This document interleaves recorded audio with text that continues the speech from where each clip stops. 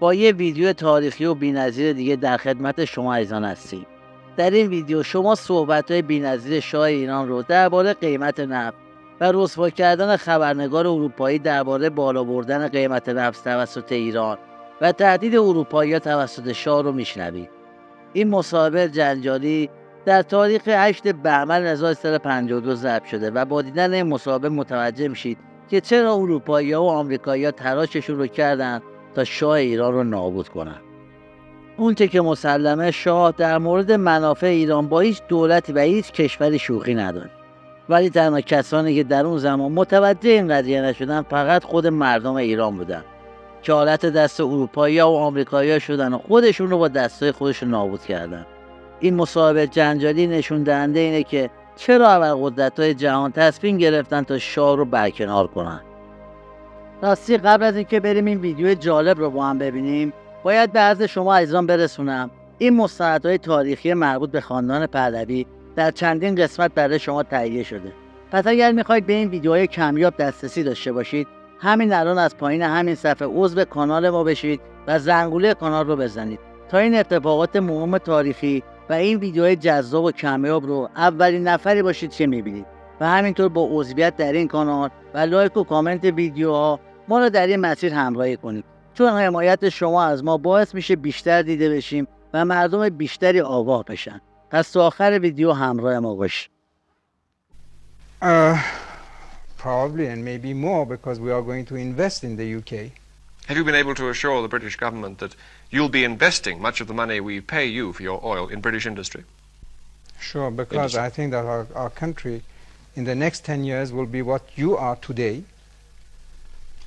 In the next 25 years, according to other people, I'm not saying that, will be among the 5 most prosperous countries of the world. When you become something like that, you start to act accordingly. That is, on a world basis, and obviously without any complexes, and understanding the whole political or geopolitics of the world. The increasing price of oil is going to hit our balance of payments hard and maybe even cause our economy to stop growing altogether for a year or two. Is this really what you want? Just the opposite. That's why what we have decided and the consequent decisions will alleviate for a very good part your balance of payments. And I know that you might eventually do other kind of deal of that sort with other oil producing countries. But don't forget that in 3 years' time you will be a big oil producer yourselves. You might be a member of our club. So the picture is not as bad as it seems to be. Maybe for 1 year, 2 years you will have some difficulties.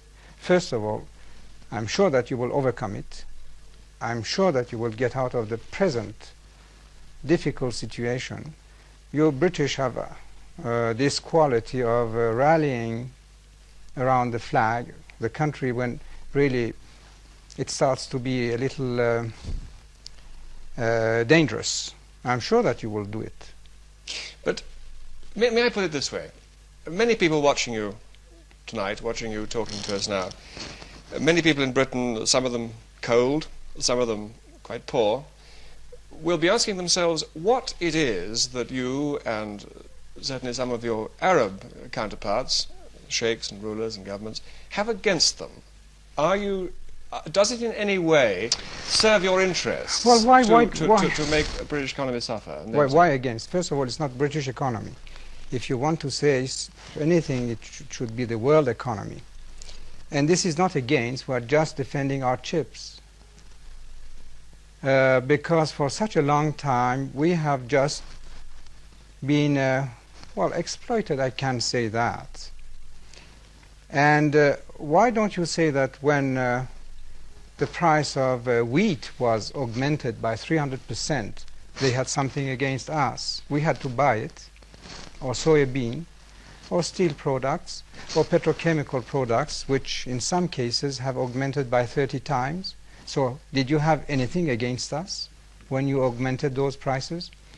Or what I buy from you, even weapons, the price that you are charging today is not what you were charging 2 months ago. it's increasing. Have you something against us? Have you anything in principle against the system in Britain and other Western countries? Not really against, but I must tell you my opinion. If you continue this way, a permissive, undisciplined society, you are going to blow up. And in matter of fact... How do you mean blow up? I'm not quite clear what you mean by that. Well, you will go bankrupt. You work not enough, you try to get too much money for the little work that you are putting up, and this cannot continue. It can continue for a few months, maybe 1 or 2 years, but not forever. You're not going to help us not to go bankrupt if you put the price of oil any higher. I won't be a good friend of yours if I did help you being not aware of the seriousness of the situation. Do you then see oil as in some way a weapon that can correct us and our system? Not really, but I was trying to defend my own interests. But I think at the same time it is serving this cause to maybe have the effect of a shock on you and to realize and wipe your eyes and see that, well, to face the future you will have to change your ways. How particularly would you like us to change? Discipline, more work. Do you see any conflict between the social and economic demands of your people, about 50% of them can't read or write yet, and the amount you spend on weapons? No, because we couldn't spend more either on illiteracy or other social things, because first of all we wouldn't have the teachers, and then for instance over hospitals we wouldn't have the doctors, the trained nurses, and it could create inflation too. Can I say that this year we are going to have a 40% national growth at constant prices, which is more than twice or almost 3 times the world record which was held by the Japanese? Do you think as your country gets more prosperous you will be able to restrain the demands of your people for more of the kind of democracy we have in Britain? But who says that my people are demanding the democracy that you have in Britain? Don't you think that history indicates that that does come with growing prosperity? Are there any developed, Not powerful necessarily. countries in this world with hereditary monarchies like your own? Well, yes, but not necessarily, because our tradition are just on the opposite way.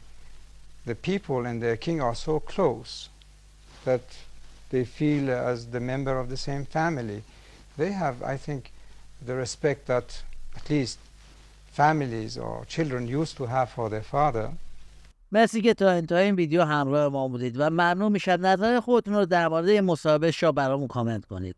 راستی ویدیو قبلی ما که درباره تأسیس بزرگترین کارخونه خاورمیانه توسط شاه و صحبت‌های جالب ایشون با کارگران ذوبان اصفهان است رو به هیچ عنوان از دست دادید. اگر به مطالب بدون سانسور تاریخ علاقه دارید، همین الان عضو کانال ما بشید و زنگونه کانال رو بزنید تا ویدیوهای مهم بعدی ما رو به هیچ عنوان از دست ندید.